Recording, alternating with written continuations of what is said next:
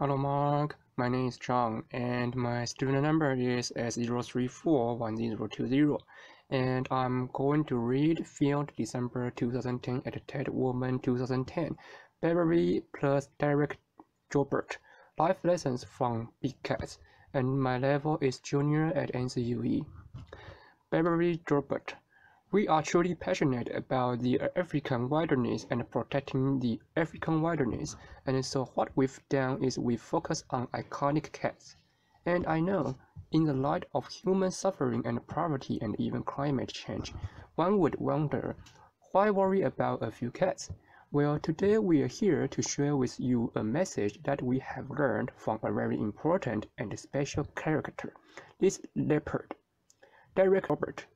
Well, our lives have basically been like a super long episode of CSI, something like 28 years in essence. What we've done is we've studied the science, we've looked at the behavior, we've seen over 2,000 kills by these amazing animals. But one of the things that science really lets us down on is that personality, that individual personality that these animals have. And here's a prime example. We found this leopard in a 2,000-year-old baobab tree in Africa. The same tree that we found her mother in and her grandmother, and she took us on a journey and revealed something very special to us, her own daughter, 8 days old.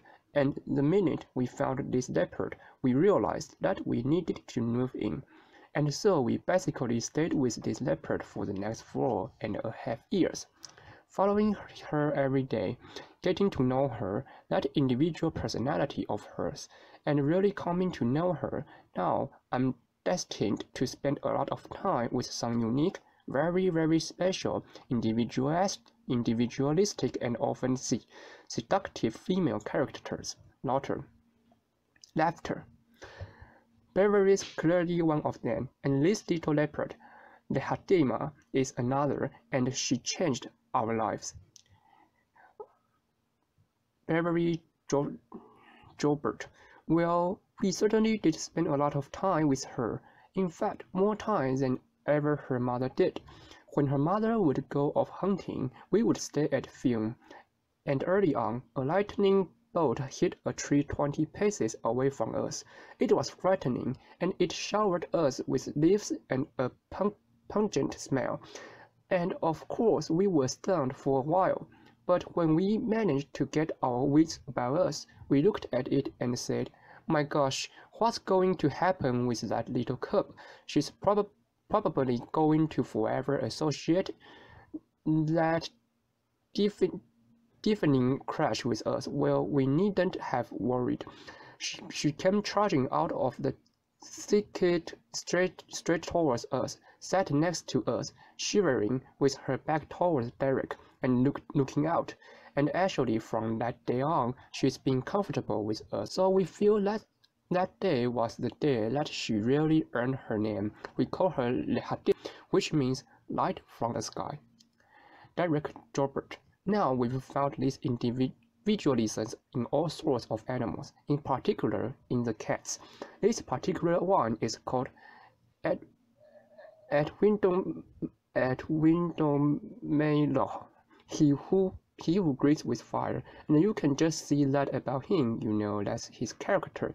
But only by getting up close to these animals and spending time with them can we actually even reach out and dig out these personal characters that they have. Beverly Joubert. But through our investigation, we have to seek the widest places in Africa, and right now this is in the Okavango Delta in Botswana. Yes, it is swamp. We live in a swamp in a tent, but I must tell you, every day is exhilarating, but also our hearts are in our throats a huge amount of the time, because we are driving through water and it's an unknown territory, but we are really there seeking and searching and filming the iconic cats. Dereck Joubert. Now, one of the big things, of course, everybody knows that cats hate water, and so this was a real revelation for us. and we could only find this by pushing ourselves, by going where no sane person should go, not without some prompting, by the way, from Beverly, and just pushing the envelope, going out there, pushing our vehicle, pushing ourselves. But we've managed to find that these lions are 15% bigger than any others, and they specialize in hunting buffalo in the water. Dereck Joubert. And then, of course, the challenging is knowing when to turn around. We don't always get that right, and on this particular day, we seriously underestimated the depth. We got deeper and deeper until it was at Dereck's chest height.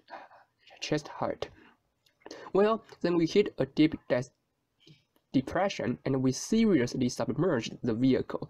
We actually managed to drown $2 million worth of camera gear. We drowned our pride, I must tell you, which was really serious, and we seized the engine. Dereck Joubert. And of course, one of the rules that we have in the vehicle is that he who drowns the vehicle gets to swim with the crocodiles. Laughter. You will notice also that all of these images here are taken from the top angle by Beverly, the dry top angle, by the way, laughter. But all the places we get stuck in really have great views, and it wasn't a moment, and these lions came back towards us, and Beverly was able to get a great photograph. Beverly Joubert. But we truly do spend day and night trying to capture unique footage. And 20 years ago, we did a film called Internal Enemies, where we managed to capture this unusual, disturbing behavior across two species, lions and hyenas, and surprisingly, it became a cult film, and we can only work that out as people were seeing parallels between the suckish side of nature and gang welfare. Dereck Joubert. It was amazing because you can see that this lion is doing exactly what he named. Edwin Domelach represents his focus on his hyena, and he is going to get it. Animal sounds. But I think what this is all about is that these individuals have these personalities and characters. But for us to get them, not only do we push ourselves, but we live by certain rules of engagement, which mean we can't interfere. This sort of behavior has been going on for 3, 4, 5 million years, and we can step in and say, that's wrong and that's right, but that's not always easy for us. Beverly Joubert. So, as Dereck says, we have to work through extreme temperatures, push ourselves at night. Sleep deprivation is extreme. We are on the edge through a large part of the time, but for 10 years, we tried to capture lions and elephants together, and never ever managed until this particular night. And I have to tell you that it was a disturbing night for me. I had tears rolling down my cheeks. I was shaking with anxiety. But I knew that I had to capture something that had never been seen before, had never been documented, and I do believe you should stay with us. Dereck Joubert. The amazing thing about this moment, and this is probably a highlight of our career, is that you never know how it's going to end. Many people believe, in fact, that death begins in the eyes, not in the heart, not in the lungs, and that's when people give up hope, or when any life form gives up hope, and you can see the start of it here. This elephant, against overwhelming odds, simply gives up hope, but by the same token, you can get your hope back again. So just when you think it's all over, something else happens. Some spark gets into you, some sort of will to fight. That iron will that we all have, that this elephant has, that conversation has, that big cats have. Everything has that will to survive, to fight, to push through that mental barrier, and to keep going. And for us, in many ways, this elephant has become a symbol of inspiration for us, a symbol of that hope as we go forward in our work. Applause. Now back to the leopard. We were spending so much time with this leopard and getting to understand her individualism, her personal character, that maybe we were taking it a little bit far. We were perhaps taking her for granted, and maybe she didn't like that. And maybe she didn't like that much. This is about cops working together, and so I do need to say that within the vehicle we have quite strict territories. Beverly and I, Beverly sits on the one side where all her camera gear is, and I'm on the other side where my space is. These are precious to us. This device. Beverly Joubert. But when this little cub saw that I had vacated my seat and climbed to the back to get some camera gear, she came in like a curious cat to come and investigate. It was phenomenal, and we felt grateful that she trusted us to that extent. But at the same time, we were concerned that if she created this as a habit and jumped into somebody else's car, it might not turn out the same way. She might get shot for that. So we knew we had to react. So we knew we had to react quickly, and the only way we thought we could without scaring her is to try and simulate a growl like her mother would make, a hiss and a sound. So Dereck turned on the heater fan in the car. Very innovative. Dereck Joubert. It was the only way for me to save the marriage because Beverly felt she was being replaced. You see, laughter. But really and truly, this was how this little leopard was displaying her individual personality. But nothing prepared us for what happened next in our relationship with her when she started hunting. Beverly Joubert, and on this first hunt we truly were excited. It was like watching a graduation ceremony. We feel like we were surrogate parents, and of course we knew now that she was going to survive, but only when we saw the tiny baby baboon clinging to the mother's fur did we realize that something very unique was taking place here with the Hadema. And of course, the baby baboon was so innocent. It didn't turn and run, so what we watched over the next couple of hours was very unique. It was absolutely amazing when she picked it up to safety, protecting it from the hyena, and over the next 5 hours, she took care of it. We realized that we actually don't know everything, and that nature is so unpredictable. We have to be open at all times. Dereck Joubert. Okay, so she was a little bit rough, laughter, but in fact, what we were seeing here was interesting, because she is a cub wanting to play, but she was also a predator needing to kill, and yet conflicted in some way. Because she was also an emerging mother, she had this maternal instinct, much like a young girl on her way to womanhood, and so this really took us to this new level of understanding that personality.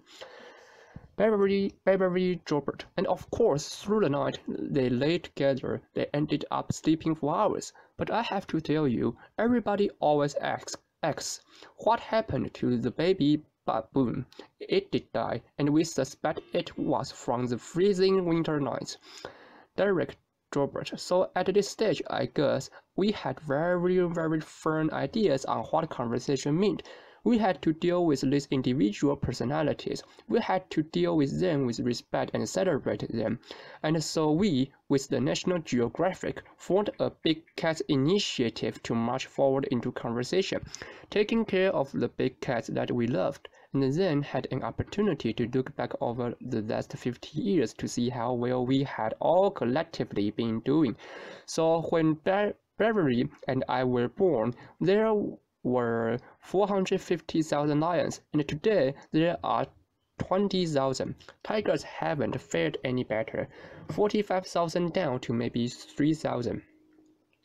Beverly Joubert, and then cheetahs have crashed all the way down to 12,000. Leopards have plummeted from 700,000 down to a mere 50,000. Now, in the extraordinary time that we have worked with Lehadema, which is really over a 5-year period, 10,000 leopards were legally shot by safari hunters, and that's not the only leopards that were being killed through that period.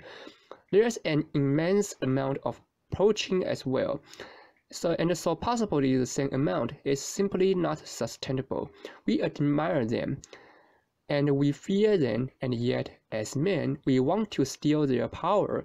It used to be this time where only kings wore a leopard skin, but now throughout rituals and ceremonies, traditional healers and ministers, and of course, looking at this lion paw that has been skinned, it eerily reminds me of a human hand, and that's ironic because their fate is in our hands. Dereck Joubert, that's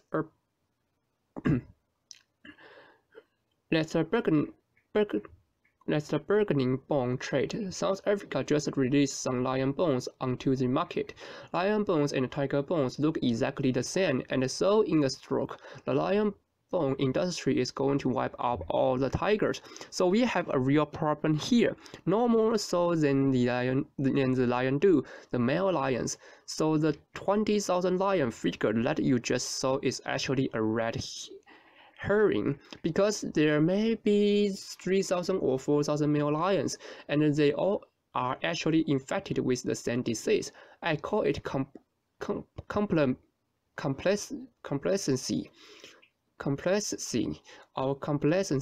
because there's a sport, there's an activity going on that we're all aware of, that we condone, and that's probably because we haven't seen it like we are today.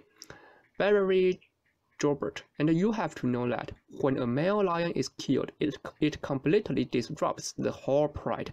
A new male comes into the area and takes over the pride, and of course, first of all, kills all the cubs and possibly some of the females that are defending their cubs. So we've estimated that between 20 and 30 lions are killed when one lion is hanging on a wall somewhere in a far-off place. Dereck Joubert. So what our investigation have shown is that these lions are essential. They're essential to the habitat. If they disappear, whole ecosystems in Africa disappear. There's an $80 billion a year ecotourism revenue stream into Africa. So this is not just a concern about lions, it's a concern about communities in Africa as well. If they disappear, all of that goes away. But what I'm more concerned about in many ways is that as we delink ourselves from nature, as we delink ourselves spiritually from these animals, we lose hope, we lose that spiritual connection, our dignity, that thing within us that keeps us connected to the planet. Beverly Joubert. So you have to know, looking into the eyes of lions and leopards right now, it is all about critical awareness. And so what we are doing in February, we are bringing out a film called The Last Lion. And The Last Lion is exactly what is happening right now. That is the situation we are in, the last lions. That is, if we don't take action and do something, these plants will be completely devoid of big cats, and then, in turn, everything else will disappear. And simply, if we can't protect them, we were going to have a job protecting ourselves as well. And in fact, that original thing that we spoke about and designed our lifespan, that conversation was all about respect and celebration. It's probably true. That's really what it needs. We need it. We respect and celebrate each other as a man and a woman, as a community and as part of this planet. And we need to continue that. And Lehadema, well, we can report, in fact, that we're grandparents. After Beverly Joubert and Dereck Joubert. Thank you very much. Applause.